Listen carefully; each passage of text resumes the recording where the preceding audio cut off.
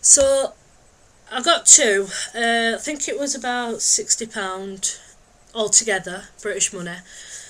I got the style 997, which is the longer one.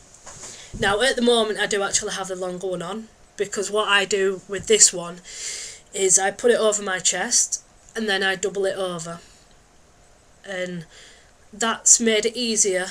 And then what I do to, because I found that it kept rolling down when I doubled it over, so then what I do now is I actually put safety pins in the top here, being able to keep it up as well as it being comfortable all day. And it's a brilliant binder, so comfy. And I have to say, this binder, well, the binders from Underworks are actually better, I feel personally, better than Tea Kingdom.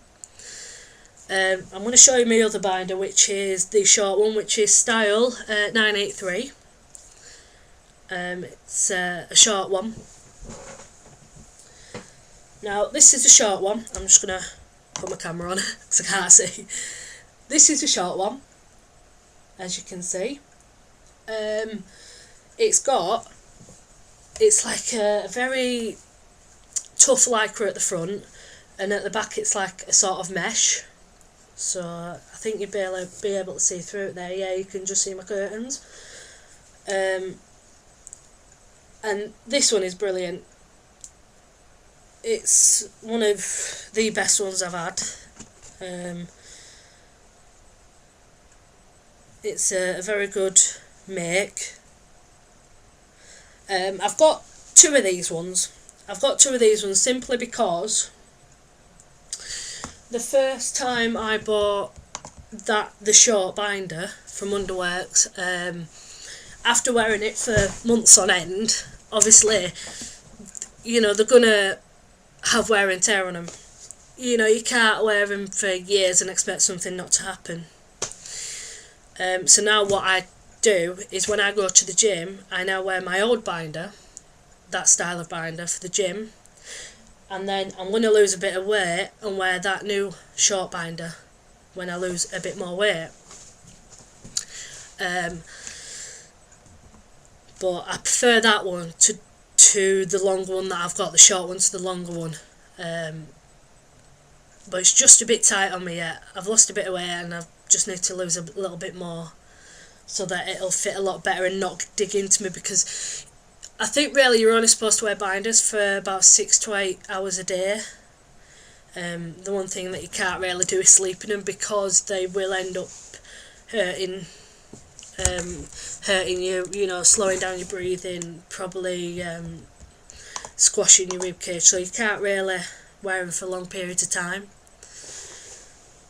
But yeah, and I absolutely love my binders now. I couldn't go back to wearing anything else. But what I like is the fact that I can create a male looking chest.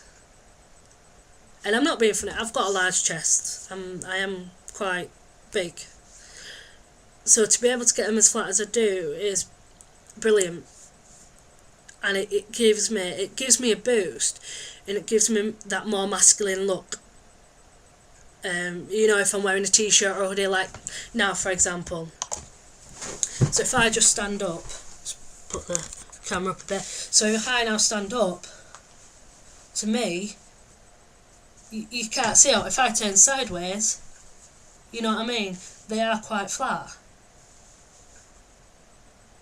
which is amazing. Yeah. I mean, I know I'm a bit big on top, stomach-wise, but it's absolutely brilliant to have something like that for a trans man like myself. So, by the way, I've never actually done one of these long videos before. I've never explained anything that I've gone through, which is why I wanted to do it today. Because I needed to explain my story. And obviously how I feel. So I've got a few more things that I want to talk about. Do you know what? I've actually got a book there about what I want to talk about. I know that's probably backwards, but I have actually got a list of topics that I do want to talk about, because otherwise, knowing me, I will forget. And sure enough, I'll miss something out. So the next thing I wanted to explain, I came out on the 16th of February. It was Wednesday 16th of February 2011. That's the day that I came out. That morning, I'd actually booked a doctor's appointment. I rang up at 8 o'clock and I booked a doctor's appointment. I think it was for about 10 o'clock. I'd been seeing a counsellor since the 14th of December 2010. He is absolutely brilliant. He's actually a psychosexual psychotherapist. I can't believe I just said that and not got it muddled up. A psychosexual psychotherapist counsellor. And when I started seeing him, he explained the whole process to me. He explained how long it would take, the fact that it would take 3.5 to 4 years. He explained everything to me. He explained what along the lines of what I should expect when I get to the gender clinic. I've got to live in my preferred gender for 3 to 6 months. And obviously proof of that. I think some of the topics that he said was, you've got to act male, you've got to wear male clothing, which I do already now, change your name by default, which I've done now. I'm going to go on to talk about changing my name in a few minutes. And working in a place where they call you by that name, which I already do. So anyway, back to what I was saying. I came out on the 16th of February this year.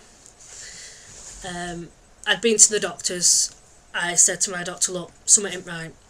I've been seeing a counsellor. I know that I'm in the wrong body. He then said, okay, let's get it started. This is a doctor that I've been seeing since I was a young kid. So he does know me previous. He knows who I was. I've grown up with this certain doctor. I've seen him every time there's been something wrong. I've seen him. I think it's that doctor anyway. So after I went to the doctors that day, I don't know, I can remember it so clearly. After I'd gone to the doctors, I thought, right, I've gone to see the doctor. I now need to tackle the next step. I am ready to tackle it. The next step was going down to work and saying to them, I need to be called Chris, and explaining that I am transgender. So that day I was actually working from 1:30 till 7. So I went down in the morning. I think it was about 10:30. I went down. And at that time, I work in a supermarket. So at that time, I was working in personnel. I worked in personnel for 6 months.